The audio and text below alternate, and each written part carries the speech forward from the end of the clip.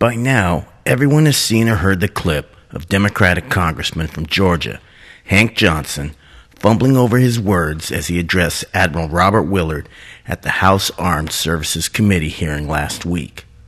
I heard the clip as I was driving my car, and as Johnson went on and on, I literally wanted to punch the radio and poke my eardrums out, and that was before he asked the inane question about the island of Guam tipping over, capsizing by the sheer weight of 8,000 additional troops being brought there.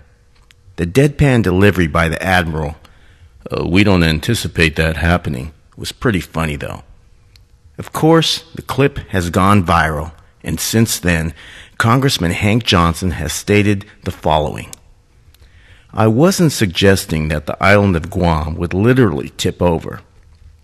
I was using a metaphor to say that with the addition of 8,000 Marines and their dependents, an additional 8,000 people during peak construction on the tiny island with a population of 180,000 could be a tipping point which could adversely affect the island's fragile ecosystem and could overburden its stressed infrastructure. Having traveled to Guam last year, I saw firsthand how this beautiful but vulnerable island could easily become overburdened, and I was simply voicing my concerns that the addition of that many people could tip the delicate balance and do permanent harm to Guam." Okay, first of all, this very cohesive, to-the-point statement is beautifully written, but it sounds like the kind of statement that was put together by a team of lawyers and speechwriters, like the kind of statement that Jesse James or Tiger Woods would release after being caught banging dozens of women. But let's, for the moment, give the congressman the benefit of the doubt. Consider this.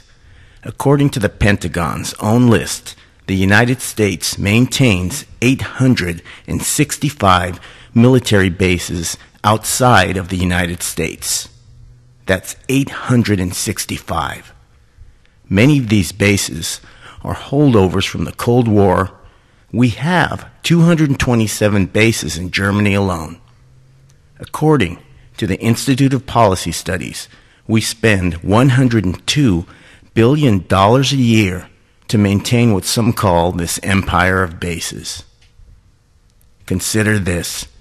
Guam has been a U.S. colony since 1898, and we have occupied the island ever since, except for the 2.5 years that it was occupied by the Japanese during World War II.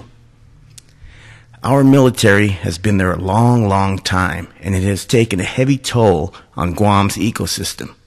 Toxic and radioactive supplies were dumped in local waters during the Vietnam War. Practice bombings using radioactive weapons as well as World War II campaigns have left depleted uranium and other toxic elements like strontium in the local waters. Ecologists refer to Guam as a biodiversity hotspot. It has 19 Superfund sites, most of which are associated with the U.S. military base activities, namely Andersen Air Force Base and the former Naval Air Station. Maybe Congressman Johnson is onto something.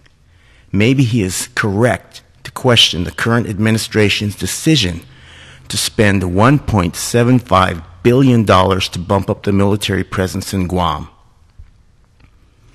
Dig deeper, and you will find out that the groundwork for this buildup was set in the Bush administration.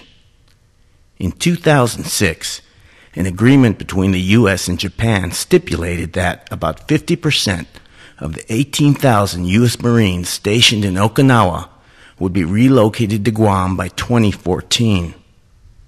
For the most part, Japan wants us out of there because they are pissed off that the U.S. is not adequately prosecuting off-duty servicemen who have perpetrated serious crimes such as armed robbery, rape, and even murder on the residents of Okinawa. This, in fact, is a problem at many bases overseas and continues to fuel bad blood between the U.S. and the countries that host our military bases. So again, consider what Hank Johnson was driving at.